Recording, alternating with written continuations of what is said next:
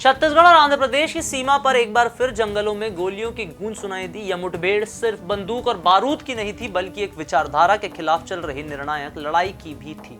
जंगलों की आड़ में छिपी उस सोच को खत्म करना अब सुरक्षा बलों की प्राथमिकता बन चुकी है, जो दशकों से विकास, लोकतंत्र और शांति की राह में सबसे बड़ी रुकावट बन के खड़े हैं। इस दिन की कार्यवाही में कुछ अहम चेहरे हमेशा के लिए खामोश हो गए। वे चेहरे जो अंधेरे में रहकर हिंसा की राजनीति को हवा देते थे। उनके खत्म होने से एक बड़ा झटका उस तंत्र को लगा है जो मासूम लोगों को बरगलाकर हथियार उठाने पर मजबूर करता था।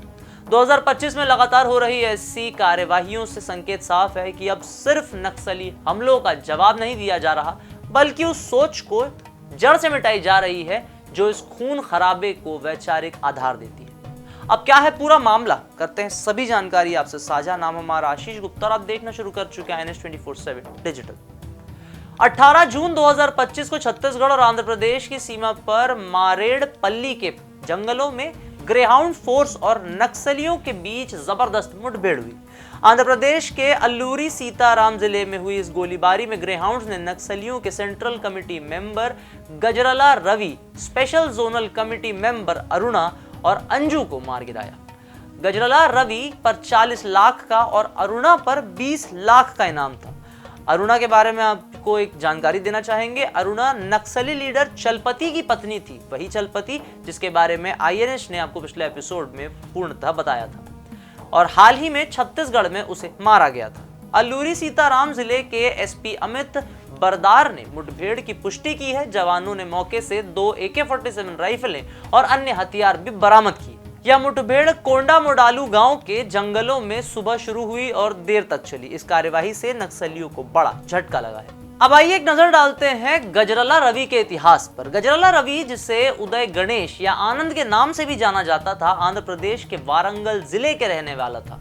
वह 2014 से फरार था और छत्तीसगढ़ में सक्रिय था। 10 फरवरी 2012 को उसने BSF पर हमला कर कमांडेंट सहित 3 जवानों को मार डाला और हथियार लूट लिए। उस पर कई हत्याओं और हमलों के मामले दर्ज थे। 40 लाख के इनामी रवि सेंट्रल कमेटी का अहम सदस्य भी था। अरुणा, जो कि चलपति की कुख्यात नक्सली लीडर चलपति की पत्नी थी, स्पेशल जोनल कमेटी की मेंबर भी थी और 20 लाख की इनामी नक्सली भी थी।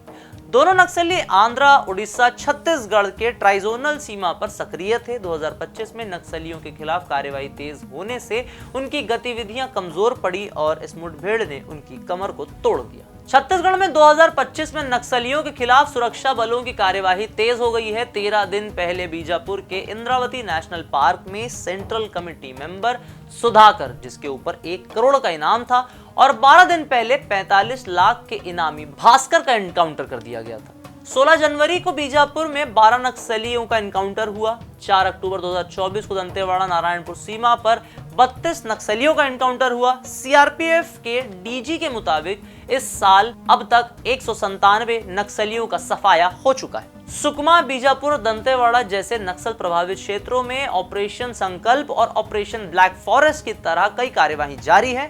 मारेडपल्ली की मुठभेड़ से ग्रामीणों में सुरक्षा का भरोसा बढ़ रहा है और नक्सल प्रभाव कम होने की उम्मीद भी जताई जा रही है।